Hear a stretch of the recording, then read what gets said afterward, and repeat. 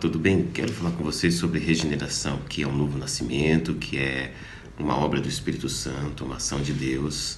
A regeneração, ela tem um poder especial na vida do ser humano, porque ela retrata o poder sobrenatural de Deus, através do Espírito Santo, no profundo, no âmago mais profundo do ser humano, que outrora estava morto e que agora ele foi transformado radicalmente. A sua natureza, a sua inclinação, que outrora era para o pecado, agora é voltado para Deus. É uma capacidade que o Espírito Santo de Deus. Vejamos então os sinais de uma regeneração. O primeiro é a vivificação. Esta é uma fase muito exclusiva e só pertence a Deus. E Ele opera em nós sem nenhuma participação ou cooperação humana. Então não tem como o homem participar disso. É interessante que o ser humano ele estava morto, de acordo com Efésios capítulo 2, 1-3, estava surdo para ouvir a voz de Deus, e de acordo com Apocalipse 2:7 e outros textos da palavra de Deus, existe até uma referência que diz: aquele que tem ouvidos ouça, mas aí é uma palavra voltada somente para aqueles que já têm a capacidade de ouvir o Evangelho de Deus e compreender e obedecê-lo, que é a faculdade da fé que ele recebe quando, neste ato sobrenatural de Deus, que só pertence a Deus, sem a participação humana, se dá na sua ação em restaurar, em transformar um homem. Então, um homem sozinho, ele não tem capacidade de se arrepender, ele não tem capacidade de ouvir o Evangelho, exceto que Deus antes, primeiro, venha até a ele.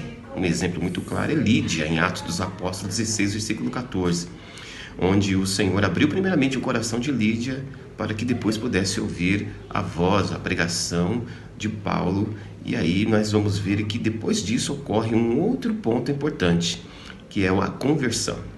Já na segunda fase, chamada conversão, ele é um ato primeiramente que conta também com Deus, porém tem uma pequena participação humana, no qual a resposta que o ser humano dá através da pregação do Evangelho.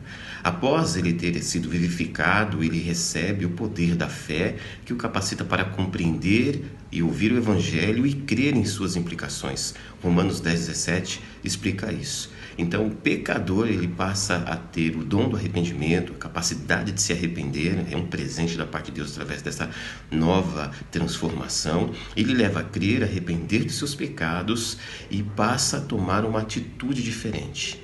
Então, a conversão, que é uma obra de Deus, mas também é uma obra, participação humana, vem da parte de Deus em favor do ser humano. Até aí o ser humano não pode fazer absolutamente nada sozinho. A terceira é a santificação. Esta terceira fase é o resultado, ou seja, é a evidência da conversão.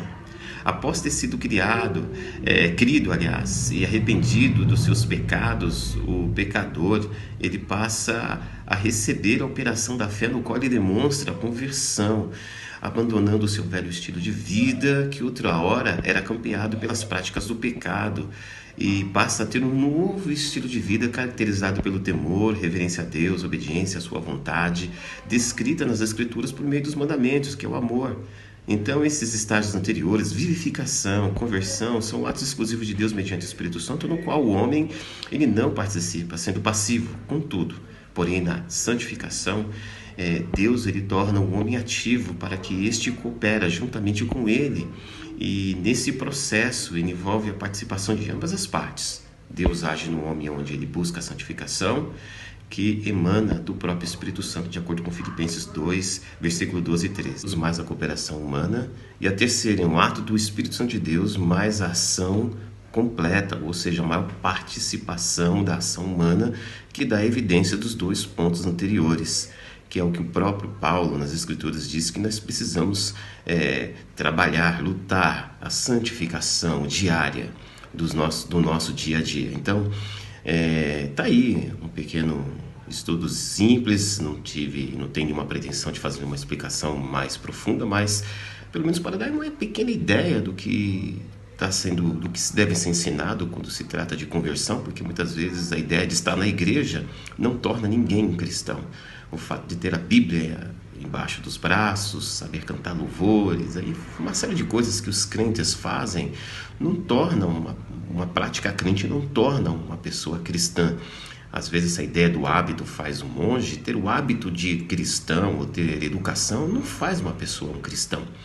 Então, isto é algo mais profundo, isso parte de Deus agindo no íntimo humano, para que aí possa desencadear uma libertação completa e as pessoas perceberem que na sua obra, no seu dia a dia, há uma mudança que todo mundo pode perceber, que esta mudança dessa pessoa não vem dele pela forma da sua educação, a forma como foi criado, a cultura, a família que nasceu, mas isso está transcendendo, isso tem vindo e vem realmente um ato completo de Deus. Que Deus te abençoe. Muito obrigado pela atenção a este vídeo.